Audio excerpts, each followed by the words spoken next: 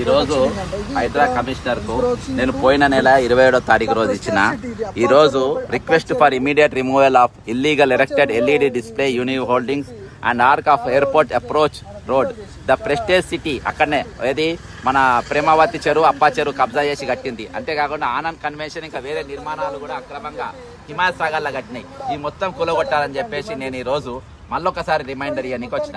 రాత్రి ఇక్కడ గొప్పనికి ఒక రూల్ నడుస్తుంది, పేదోనికి ఒక రూల్ నడుస్తుంది. గొప్పోళ్ళేమో ఇదో ఇది యూనియార్డ్స్, ఇది ఎవరు రేవంత్ రెడ్డి తమ్ముడైన కృష్ణారెడ్డికి సంబంధించిన నవనిర్మాణ సంస్థ ముందు పెట్టి వెనక వాళ్ళు నడిపిస్తున్నారు. ఇవి డిపిఆర్ ప్రకారం డీటెయిల్డ్ ప్రాజెక్ట్ రిపోర్ట్ కూడా పెట్టిన. ఈ డీటెయిల్డ్ ప్రాజెక్ట్ రిపోర్ట్ ప్రకారం డీటెయిల్ ప్రాజెక్ట్ రిపోర్ట్ ఇవన్నీ డెవలప్ చేసిన తర్వాత పెట్టాలి. ఇవేవి డెవలప్ చేయకుండానే ముందే పెట్టేసి ఈరోజు డిపిఆర్తో సహా నేను మళ్ళీ ఇచ్చిన. ఇవన్నీ లేకుండానే ఈరోజు ఇవి మొత్తం పెద్ద పెద్ద హోల్డింగ్స్ అక్కడ పెట్టిండ్రు. అవి కూలగొట్టకుండా చూస్తుంది. బాబా ఇక్కడ అబ్బా కూలగొడుతుంది.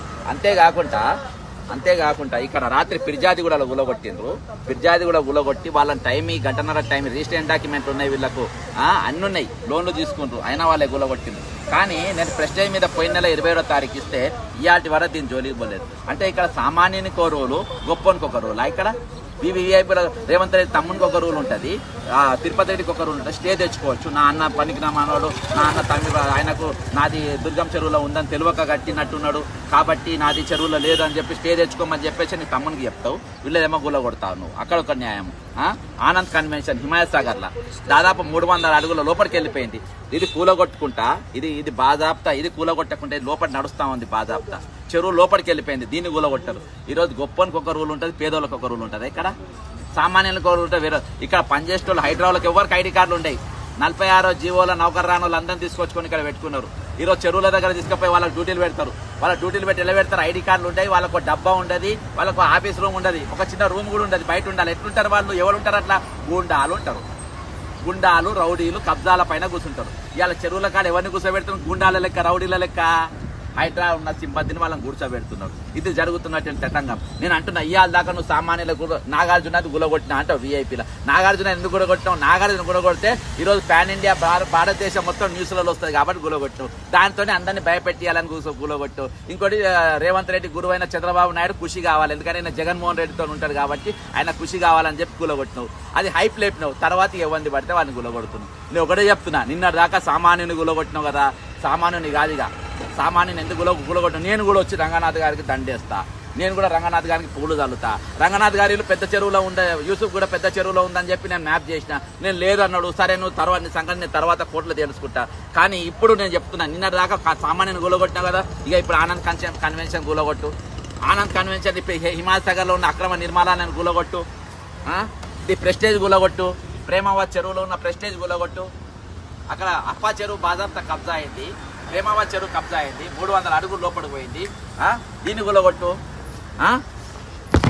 కాబట్టి ఈరోజు సామాన్యానికో రోలు, పెద్దోనికో రోలు, కామన్ మ్యాన్కో రోలు, ఈరోజు ఏది మన బలిష్ఠోనికి ఒక రూలు, ఇటువంటి రూల్ ఉండదు. అందరికి రూల్ అంటే రూల్ ఫర్ ఆల్, రూల్ ఒకటే ఉండాలి అందరికి. నా ఇల్లు కూడా ఉంటే నా ఇల్లు కూడా గులగొట్టండి.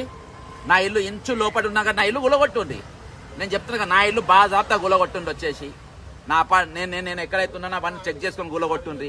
కాబట్టి ఈరోజు వాళ్ళకో న్యాయం వీళ్ళకో న్యాయం అని పెట్టద్దు, అందరికి ఒకటే న్యాయం పెట్టాలి. అందరికి ఒకటే న్యాయం చేస్తే మీరు నమ్ముతారు. లేకుంటే వీళ్ళ పిల్లల ఉసుళ్ళు మీకు దాక్తాయి, అదేందా? వీళ్ళ ఉసులు విజయాలు తీసుకోండి, విజయాలు ఉసురు మీకు దాక్తాయి. అదేందా?